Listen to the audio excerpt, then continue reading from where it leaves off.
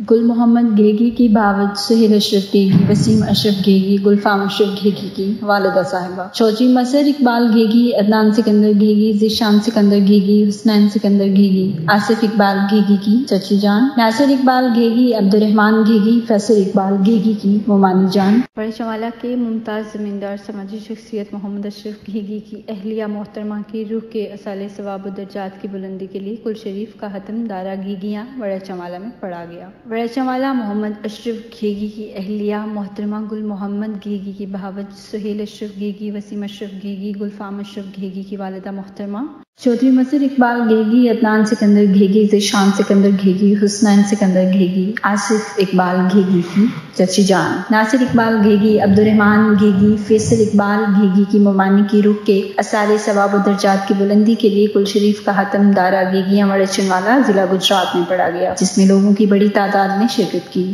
ختم کل شریف کا آغاز اللہ تعالیٰ کی ببرکت کلام قرآن کریم کی تلاوت سے کیا گیا۔ آقائے دو جہاں تاجدار مدینہ محمد مصطفیٰ صلی اللہ علیہ وآلہ وسلم کی بارگاہ میں ہدیہ نعت ممتاز نعت خوان سید احتشام شاہ بڑے چمالہ اور سید توقیر حامد شاہ بخاری آستانہ عالیہ بڑے چمالہ نے پیش کیا۔ خصوصی خطاب ممتاز عالم دین تجمل حسین نقیبی خطیب اعظم کرنانہ نے ماں کی شان میں خصوصی خطاب کیا۔ انہوں نے کہا کہ دنیا میں ماں کا کوئی متبادل نہیں، بغیر لالچ اگر پیار ملتا ہے تو صرف ماں ہے، ماں کے بغیر گھر قبرستان کی مانند ہے۔ اللہ کریم نے ماں جیسی عظیم ہستی کو بہت عظیم بنایا اور اس کے قدموں تلے جنت رکھتی۔ محمد اشرف گھیگی کی اہلیہ محترمہ سہیل اشرف گھیگی، وسیم اشرف گھیگی، گلفام اشرف گھیگی کی والدہ محترمہ کی وفات پر ان کے خاندان کو بڑا صدمہ برداشت کرنا پڑا۔ اللہ کریم سے دعا ہے کہ وہ مرحومہ کی مغفرت فرمائیں اور جنت الفردوس میں اعلیٰ مقام عطا فرمائے، لواحقین کو صبر جمیل اور اجر عظیم عطا فرمائے۔ مولانا تجمل نے ماں کی عصمت پر دوپہر بیان کیا۔ ختم کل شریف میں بڑے چمالہ سمیت علاقہ بھر اور مختلف اضلاع سے معززین، اوورسیز رہنما، دوست احباب، رشتہ دار، سیاسی اور سماجی، کاروباری، مذہبی، صحافتی شخصیات کی کثیر تعداد نے شرکت کی اور لواحقین سے اظہار